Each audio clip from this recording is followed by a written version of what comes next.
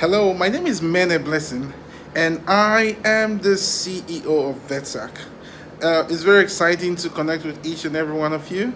Today, I wanted to take out time to share my story with you in the hope that it inspires you and you pick up a number of lessons from it.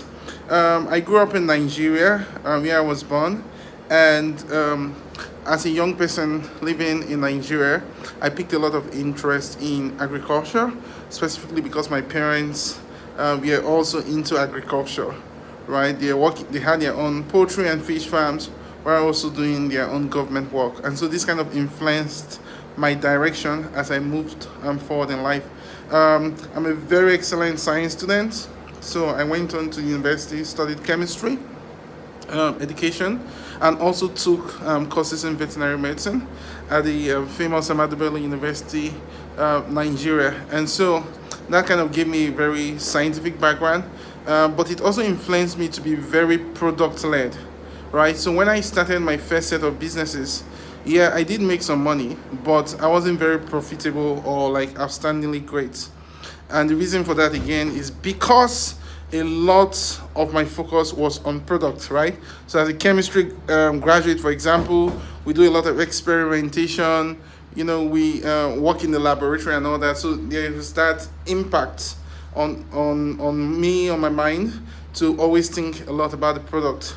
And so I think one of the top lessons I would like to share with you is that once you, irrespective of your background, once you decide to do business, it needs to be less about the product and more about the customer. What do they want? What do they need? What problems do they have?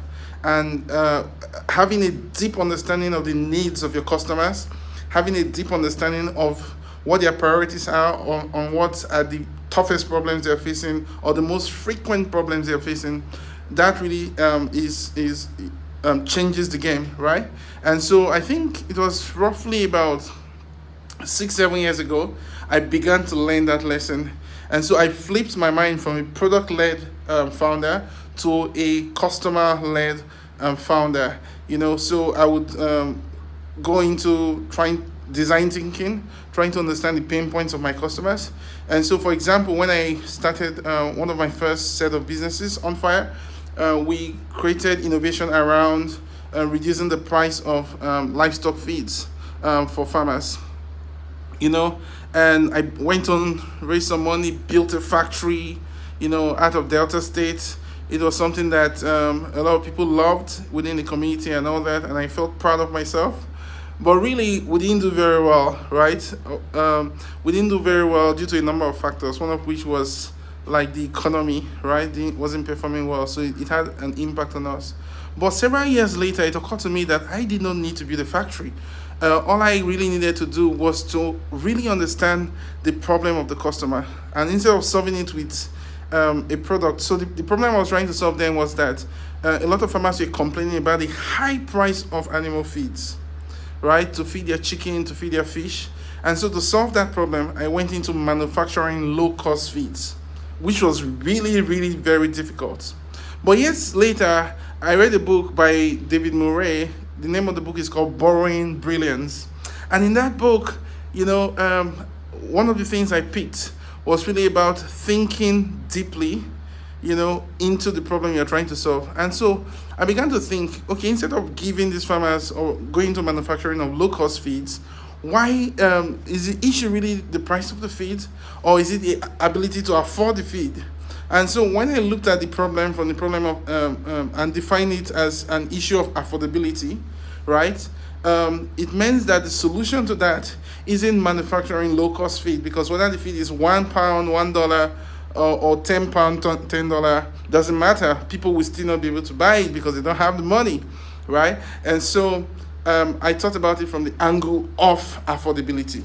And so that led to me asking, how can we help customers afford the feed irrespective of the price? And so that was what led to the establishment of a fintech solution that unlocks access to credit to small-scale fish and poultry farmers in Nigeria. And that company is called VetSac.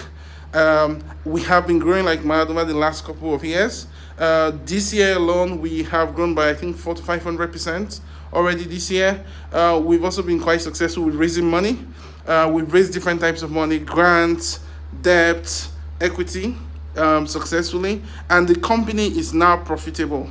Became profitable this year, and so the demand keeps growing high. We have more demand than we can meet this year or next, even including next year. And so the biggest lesson I learned there really is that listen to your customers, pay attention to their needs of the customer, and also be try to be aware of the biases that you might have, right, in terms of building your solution. Like I said earlier, people with engineering background, science background, academic background tend to be very product driven instead of market driven. Maybe I think I would like to wrap up by talking about how the University of Notre Dame had an impact on our work. I think that was last year. We won the McCloskey Prize, at the University of Notre Dame, and that really helped us a lot. Give us some money to be able to take our core products to the next level. We're able to digitize farms. We're able to take part of that money to start, expanding the credit line that we do provide to our farmers. And so I know this is quite short, but I just wanted to, share something with you guys. And I thank you very much for listening. I wish you all the best. Don't forget, focus on the customer, focus on what the market needs, not what you have in your mind. Okay? Have a great day. Cheers.